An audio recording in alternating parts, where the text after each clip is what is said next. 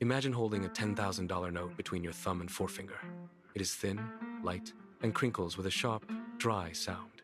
It is just paper.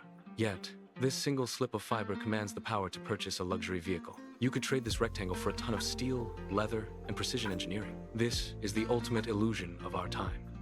We treat these notes as if they possess an inherent weight, a tangible truth, yet they are merely ink on pulp. Why do we trade our finite, irreplaceable hours of life for this medium? We look at a bank statement and see security, but the reality is far more volatile.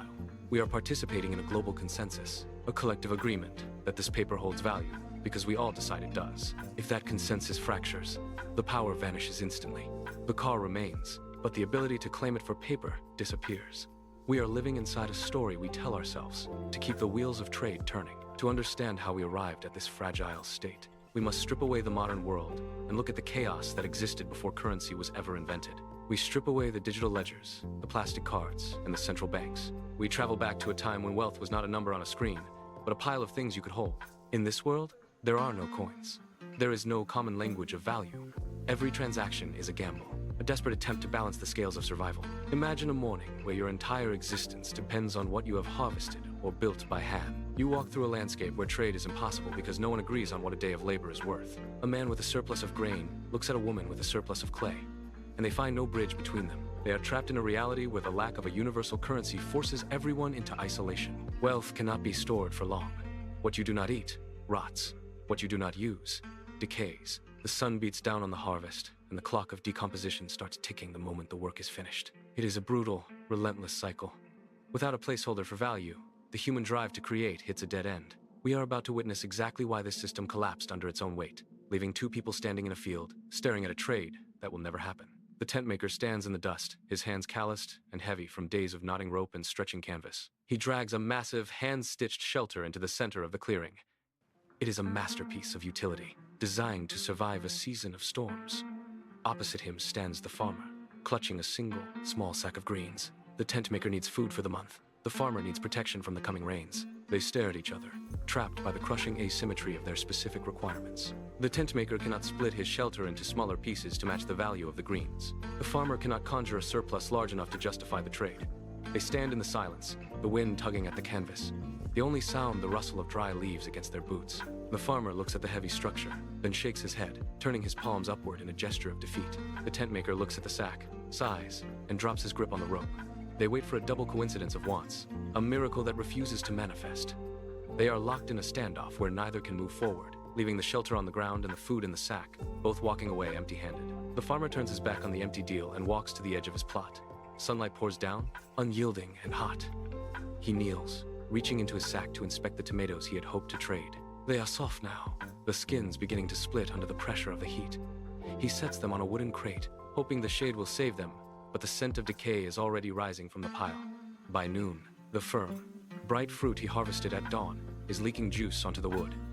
He watches as a fly lands on a bruised spot, then another. He tries to separate the firm ones from the soft, but his hands only bruise the flesh further. The work of an entire week is dissolving before his eyes. There is no way to preserve this energy. He cannot store these tomatoes for the winter, nor can he keep them until the tent maker finds a different buyer. As the afternoon wanes, the pile shifts, losing its shape. The bright red turns to a dull, bruised purple. He digs a shallow hole in the soil and tips the crate. The produce slides into the dirt, returning to the earth as waste. His labor has vanished, reclaimed by the compost, leaving him with nothing but the empty space where his wealth should have been. Survival demands a different path. Across the valley, the cycle of rot and wasted labor forces a change in behavior. People stop valuing goods for their immediate utility and start hoarding items that resist the sun. A pile of salt, once just a seasoning, becomes a heavy, white anchor of wealth. It does not bruise. It does not leak into the soil. Men stack animal skins in corner chests, not because they need 100 blankets, but because they know someone else will eventually want one. Weapons appear in communal caches, stored as reliable assets rather than tools of defense. These items are the first placeholders for value, the physical manifestations of a promise. A man trades a day of his life for a bag of salt, knowing he can exchange that salt later for a roof or a tool. It is the birth of the IOU. The salt sits in the jar, waiting. The skins hang on the wall, waiting. They are no longer just materials. They are time and effort, frozen in physical form. The community begins to track these hoards with care, shifting their focus from the harvest that spoils to the objects that endure. The transition is subtle but absolute. Value has migrated from the perishable to the permanent. laying the groundwork for a world where wealth can finally stay put. Yet, salt is heavy. Shells are fragile. They crumble under pressure and vanish in the rain. The search for a more reliable anchor continues until the year 770 BC. In the workshops of ancient China, the solution appears in the form of poured bronze. These are not merely trinkets or tools. They are the first standardized coins. The transition is profound. A merchant no longer needs to weigh a bag of salt or count a collection of shells to determine worth. He holds a bronze coin, and the logic is absolute. 1 gram of metal carries a fixed, undeniable value. It does not rot in the sun, nor does it dissolve in water. It sits heavy in the palm, a cold, metallic promise that remains unchanged from one sunrise to the next. The chaos of trade begins to settle into a predictable rhythm. Because the value is intrinsic to the material itself, the farmer and the tent maker finally speak a common language. They no longer rely on the unpredictable coincidence of wants. They trade for the coin, knowing it holds the same power in any market. The era of the chaotic barter is ending. In its place, a new, grounded system emerges, where value is locked into a physical anchor, providing the first true sense of security to a world hungry for certainty. The era of pure metallic logic did not remain decentralized for long. As trade routes expanded, the need for a singular, undisputed authority became clear. Enter King Alyattes of Lydia. He saw the potential in the scattered coins circulating through his markets and moved to claim the system. He took the metal into his own hands and struck it with his royal seal. This was not just a mark of craftsmanship. It was a declaration of power. Every coin bearing that stamp carried the weight of the throne. Merchants no longer needed to trust the individual piece of gold or silver. They only needed to trust the king. The seal transformed a simple lump of metal into an official currency, sanctioned by the state. This changed the fundamental nature of wealth. It was no longer about the purity of the material in your hand, but about the sovereign guarantee behind it. The king became the ultimate arbiter of value. By stamping his mark, he brought order to the chaotic sprawl of local markets, centralizing the flow of wealth under a single, ironclad authority. The transition was complete. Trade was no longer a private negotiation between two strangers. It was now a public act, governed by the signature of a ruler, forever linking the prosperity of the subject to the decree of the crown. But the king's seal carried a hidden, predatory cost. Once the state held the monopoly on currency, the temptation to expand wealth became an irresistible pull. Rulers realized they did not need to mine more gold to increase their power. They only needed to manipulate what they already held. In the silence of the royal mints, the betrayal began. Craftsmen were ordered to melt down high-purity gold and mix it with cheaper, base metals like copper. They pressed these diluted alloys into the same familiar molds. The coins looked identical. They bore the same regal stamp. They sat with the same weight in the merchant's hand. But the core had changed. The royal seal was now a lie, a thin veneer of legitimacy hiding a hollowed-out value. When a merchant traded a cow for a handful of these coins, he was unknowingly accepting less than the contract promised. The connection between the metal's weight and the coin's value began to fray.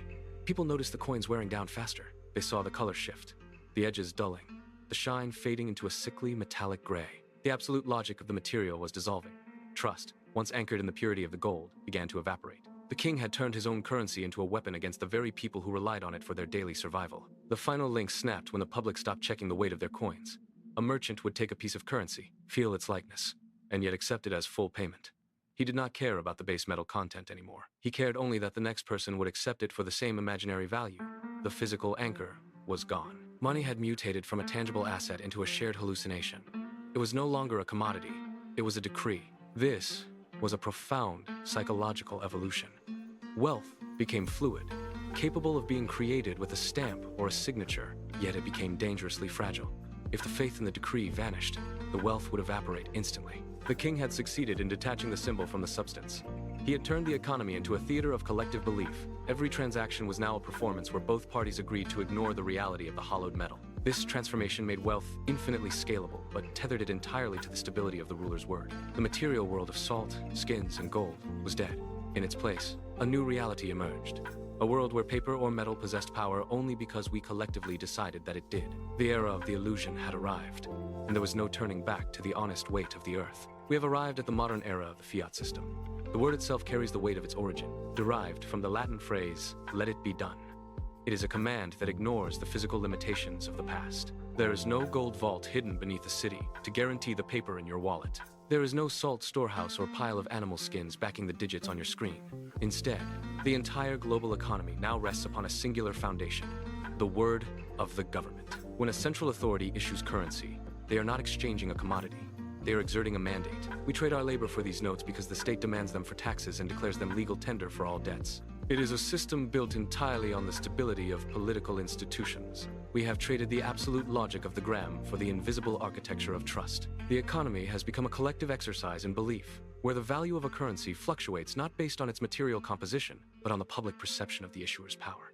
We live in a world where the power to purchase is literally willed into existence by legislative decree. It is a fragile equilibrium, where the entire world's wealth is only as secure as the next government announcement. Then, the year 2020 arrived, and the world simply stopped. It was not a gradual slowdown. It was a violent, abrupt silence. Cargo ships sat anchored in harbors, hulls riding high in the water, empty of cargo. Factories that once hummed with the rhythmic heartbeat of global trade fell into a sudden, eerie stillness. The supply chain, a complex web of movement that sustained the modern standard of living, snapped in an instant. Shelves in warehouses stood bare. The trucks that usually connected every corner of the earth parked in rows, engines cold. For the first time in a generation, the illusion of constant growth hit a physical wall. The system could not move, could not trade, and could not generate profit. Governments looked at their ledgers and saw the numbers bleeding red. They faced a choice that would define the decade. They could watch the entire global economy evaporate into a state of total, irreversible collapse, or they could intervene on a scale never before imagined. The machinery of the world was frozen, and the clock was ticking down to a point of no return. Every leader knew that the status quo was dead. They had to act, or the illusion of value would shatter completely. The decision was made behind closed doors. With factories locked and the gears of global commerce grinding to a halt, the state faced a binary reality. Inaction meant total economic dissolution. Action meant opening the floodgates. They chose the latter. The machines in the treasury began to hum, shifting from a slow crawl to a relentless, high-speed output. They were not printing wealth, they were printing the promise of it. This was the moment. The balance shifted. The government effectively decided that the survival of the system outweighed the stability of the currency itself. They flooded the void left by halted production with paper, hoping to fill the gap before the public realized the shelves were empty. It was a gamble of historic proportions. By choosing to print rather than endure the contraction, they forced a collision between the infinite supply of currency and the finite supply of physical goods. The ink was barely dry on the new notes before they started moving through the system, hitting bank accounts and business ledgers like a tidal wave. The illusion was no longer just a concept. It was now a desperate, physical reality being forced into a system that could no longer support the weight of its own currency. The flood began. It was not a steady stream, but a violent surge that overwhelmed the financial pipes. Within 18 months, 40% of all US dollars ever created were suddenly in circulation. Think of that number. In less than 2 years, the total volume of money expanded by nearly half, a feat that took centuries of previous economic history to achieve. It was a massive, unprecedented injection of paper into an economy that had no more goods to show for it than it did the day before. The scale was incomprehensible to the average person counting their change. Every ledger swelled. Every digital bank balance ticked upward. Yet, the physical reality remained stagnant. Factories were still shuttered, cargo ships were still stalled, and the actual output of the nation remained locked in a cage of inactivity. The sheer speed of this expansion tore through the established logic of value. It was a dilution so radical that the currency began to lose its anchor in real time. By the time the presses slowed, the landscape had fundamentally changed. The sheer volume of paper now dwarfed the reality of the economy, setting the stage for a reckoning that no policy could reverse. The cost of this expansion did not arrive as a bill in the mail. It arrived as a ghost in the ledger. Every dollar in your savings account was suddenly worth less than it had been the day before, yet the number remained identical. This is the hidden tax of inflation. It acts like a slow leak in a tire. You do not notice the air escaping until the rim hits the pavement. As the sheer volume of paper currency flooded the market, the purchasing power of your hard-earned savings began to vanish, siphoned off by the constant dilution of the total supply. You look at your balance and see the same digits, but the world outside has changed. That stack of paper in your pocket, once a secure store of value, now commands fewer goods than it did just months ago. It is a quiet, systemic theft. There is no thief to point at, no document to sign, and no warning shot fired. Just the realization that your labor has been devalued by a machine churning out more paper than the economy can support. The sense of betrayal is absolute. You did your part. You saved. You worked. And yet, the system has quietly stripped away the future you were trying to build. The disconnect between the paper in circulation and the reality of production finally snapped. With warehouses empty and supply lines broken, the massive influx of currency crashed headlong into a wall of scarcity. The result was instantaneous. Prices for lumber, food, and fuel began a vertical climb that defied logic. A simple trip to the market turned into a calculation of loss. You stand in the aisle, looking at the price of a loaf of bread, and see the numbers shift before your eyes. It is not just one item. It is everything. The cost of timber for a home, the the price of gas to reach a job. The very fuel required to keep the lights on, all of it surged. The market was flooded with cash, but the shelves were bare. This is the friction of reality. As the surplus of paper chased fewer and fewer goods, the value of each note plummeted.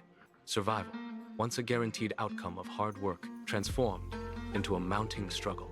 You reach for the essentials, only to find the price has moved further out of reach. The illusion of wealth was finally colliding with the cold, hard scarcity of the world, and the cost of that friction was being paid by everyone. The crisis moved from the grocery aisle to the front door of every business. Owners arrived to find their shops shuttered. The machines were cold, the counters empty, and the service was gone. A strange math had taken hold of the workforce. When the government stimulus check began to outweigh the weekly wages of a service job, the incentive to clock in simply evaporated. Why trade 8 hours of labor for a paycheck that buys less every single day when the alternative pays more for doing nothing? It was a rational choice in an irrational system. Small businesses, the bedrock of the local economy, found themselves unable to compete with the printing press. They could not raise wages without raising prices, and they could not raise prices without losing the few customers left. So, they locked their doors. The labor market fractured. A worker could stay home, collect the mandate-backed currency, and watch the world of production grind to a halt. The pride of craftsmanship and the necessity of service were replaced by the cold, passive calculation of survival. Productivity didn't just slow down, it stalled. The illusion of free money had successfully dismantled the very engine required to create value, leaving the streets quiet and the shelves perpetually empty. With the engines of production failing, the Federal Reserve stepped into the void. The solution was not to fix the supply chain, but to turn the dial on the debt machine. They began issuing bonds at an unprecedented velocity, a digital promise of payment that dwarfed the capacity of the entire nation. $29 trillion. The number is too large to comprehend, a weight that hangs over every transaction. This is not wealth. It is a claim on time itself. By issuing these bonds, the system is essentially mortgaging the future to survive the present. Every dollar spent today is a dollar stripped from the productivity of the next generation. It is a desperate trade, swapping long-term stability for immediate, fleeting relief. The machine keeps running, fueled by the assumption that the future will somehow be wealthy enough to cover the bill. But as the debt climbs, the promise loses its anchor. We are living in a state of suspended reality, where the stability of the entire economy rests on the fragile belief that these numbers still mean something. The risk is no longer hidden. It is the foundation of the state. Every bond issued is another nail in the coffin of fiscal reality, creating a house of cards that grows taller with every passing hour. The printing presses do not sleep. They run at a fever pitch, a ceaseless mechanical rhythm that vibrates through the bedrock of the global economy. Each rotation of the drum, each digital entry in a ledger, pushes the system deeper into the abstract. The paper in your wallet looks identical to the paper from a decade ago, but its internal architecture is rotting. As the presses accelerate, the line between economic reality and monetary illusion begins to shimmer and dissolve. We are watching the weight of gold evaporate, replaced by the thin, frantic energy of an ink-stained promise. Look at the numbers. They are climbing faster than any human effort can justify. It is a spectacle of pure scale, a gamble so massive, it defies traditional logic. The air in the financial centers feels thin, charged with the static of a system stretched to its absolute breaking point. You can sense the friction. The illusion is no longer static. It is becoming volatile. Every transaction is now a high-stakes bet against the inevitable friction of reality. The machine is redlining. The gauges are spinning into the red, and the entire world is holding its breath as the boundary between what we possess and what we merely imagine disappears into the noise of the printing press. We are no longer operating on the hard logic of gold or the tangible utility of grain. We have drifted into a different realm entirely. Look at the ledger of the modern world. It is not built on steel or stone or the promise of labor. It is built on a shared, silent agreement. We stand in this vast, invisible architecture, holding pieces of paper that carry no inherent weight, yet we treat them as if they are the bedrock of our existence. This is the great, quiet experiment of our age. It requires an absolute, unwavering consensus from every person on Earth to function. If you stop believing in the value of the note ceases to be wealth and returns to its true state, mere fiber and ink. We are trapped in a loop of mutual reliance. The entire global structure, from the skyscraper to the supermarket, relies on this single, fragile thread of collective trust. It is a psychological tether that binds billions of lives together, holding the chaos of reality at bay. We are all participants in this grand, unwritten contract, keeping the world from unraveling by the simple, constant act of believing that the paper has power. The experiment is ongoing, and the stakes are everything we have built. Belief is a thin shield. It holds back the tide only as long as the water remains calm. But the history of value is a history of sudden, violent shifts. We are standing on the edge of a cliff, looking down at a reality we have spent centuries trying to ignore. When the next crisis hits, and the statistics suggest it is not a matter of if, but when the mask will slip, the institutions, the markets, the global flow of commerce, all of it rests on the assumption that the paper in your hand will remain valid tomorrow. What happens when that assumption fails? What happens when the collective trust fractures under the weight of an undeniable truth? We may find that the power we granted to our currency was the only thing preventing the world from falling into total, irreversible collapse. The silence that follows a crash is not empty. It is heavy with the realization of everything we lost while we were busy believing in shadows. The printing presses will stop, the screens will go dark, and in that final, quiet moment, we will see the system for what it truly is, a ghost that only existed because we refused to look away. The experiment is nearing its end. The question is not how much the paper is worth, but what remains when the illusion finally burns away.